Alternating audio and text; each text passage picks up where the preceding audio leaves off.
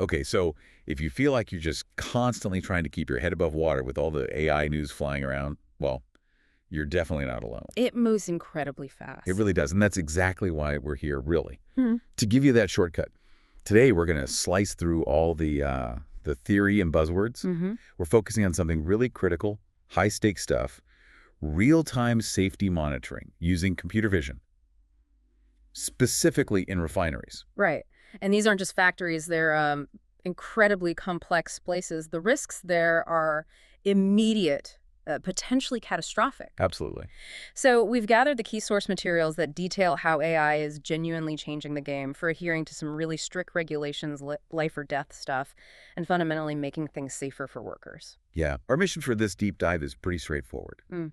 We want to unpack how it works, the mechanics and the results, the actual proof. The tangible outcomes. Exactly. We want you to leave this knowing not just that AI is used here, but why it's such a big deal, why it matters so much. And that's crucial, I think, because we're way past just talking about potential benefits now. Right. The really fascinating thing here is that computer vision, it isn't just like a small safety tweak. It's actually replacing older methods. You know, the slower, human-reliant ways of monitoring things, Okay. the kind of instant visibility it gives you for spotting hazards. That's the real game changer in places like refineries where you just can't afford mistakes. Okay, let's definitely dig into that speed factor first then, because Yeah. like you said, that seems to be where the most immediate measurable impact is, right? Absolutely. In that kind of high-pressure chemical environment, I mean, every single second must count. Oh, absolutely. Just think about the traditional way things happen when there's an incident. Let's say a small spill starts, or maybe a valve begins leaking steam. Right. Well, first, a human operator has to actually see it. Then they have to recognize it's a threat. Then radio the control room. Then wait for the control room to confirm how bad it is. And then finally, the response starts. Wow, so that whole chain, it involves delays, maybe the person's distracted, potential for just getting the message wrong. Precisely. You're talking about a whole human communication loop that could easily take several minutes. And minutes are critical when Yeah. you've got flammable stuff around. Exponentially dangerous. Exactly right. Now, compare that. AI-powered cameras, they're armed with specific models trained to recognize hazards. They can instantly detect really small physical changes. Like what kind of changes? Well, maybe liquid pooling where it shouldn't be, the very first sign of a gas plume, or a vital piece of equipment starting to visibly fail. The camera sees it, the software immediately knows what it is, and bang, the alert goes out. Instantly. Instantly. Simultaneously to the control room, relevant safety teams, whoever needs to know. That completely changes the timeline then. And the sources, they gave a specific number, a quantified benefit that sounds almost, well, almost too good to be true for industrial efficiency. Can you tell us about that response time metric? Yeah, that metric is really striking. These instant detections, they cut the overall emergency response times by up to 40%. 40%. Wow. Okay, 40%. In a refinery context, that is monumental. It really is. It means that the containment procedures, the emergency actions, they can start before the incident really gets out of hand. It basically shifts things from potentially catastrophic right down to controllable. Just that speed, that alone seems like it would justify the investment.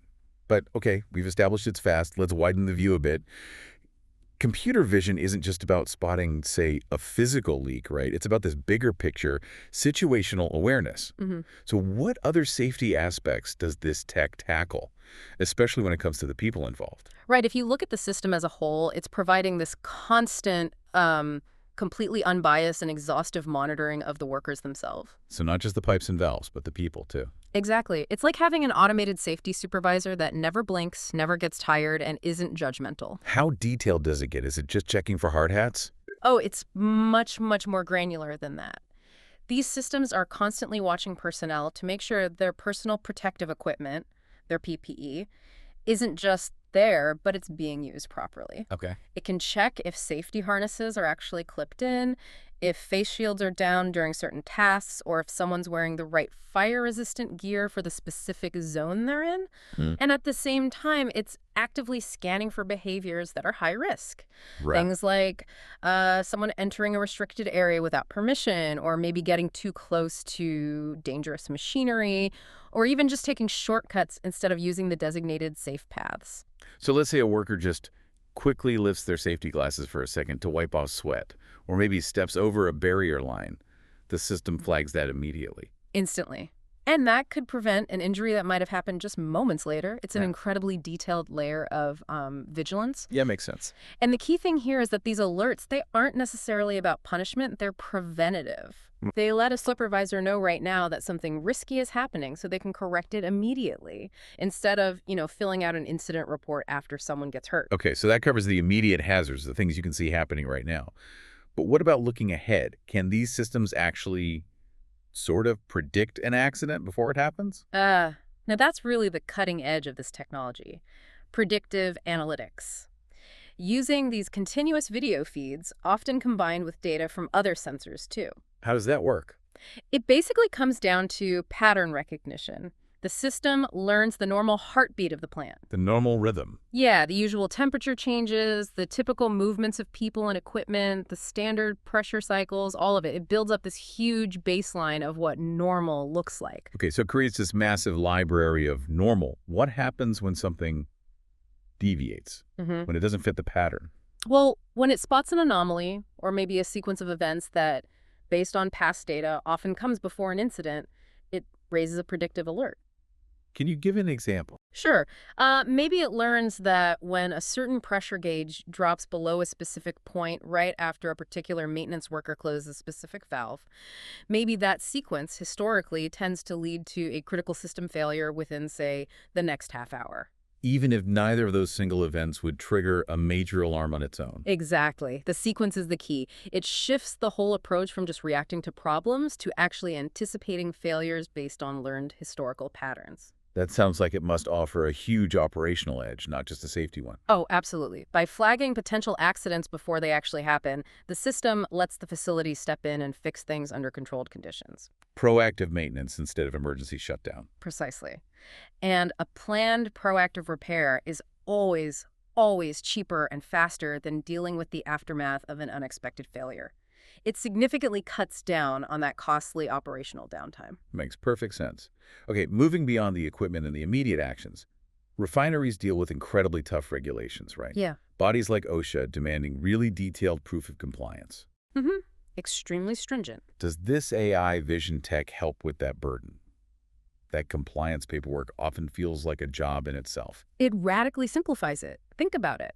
How do you prove verifiably that you're following every safety rule 247, 365 days a year? Seems almost impossible manually. Spot checks only go so far. Exactly. Manual checks, paperwork. It's tough. Automated logging using the vision system really tackles this head on.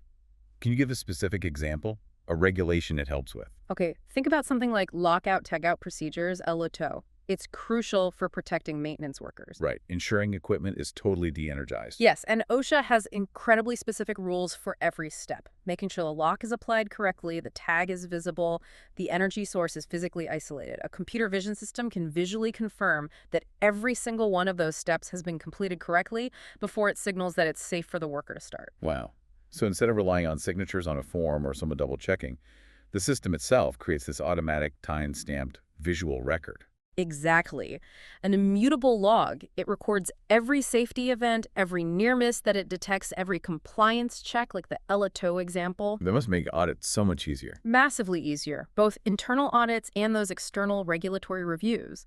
It basically transforms compliance from this periodic, paperwork-heavy task based on sampling into a continuous, digitally documented state of being, verifiable proof. That's a huge administrative benefit on top of the safety improvements.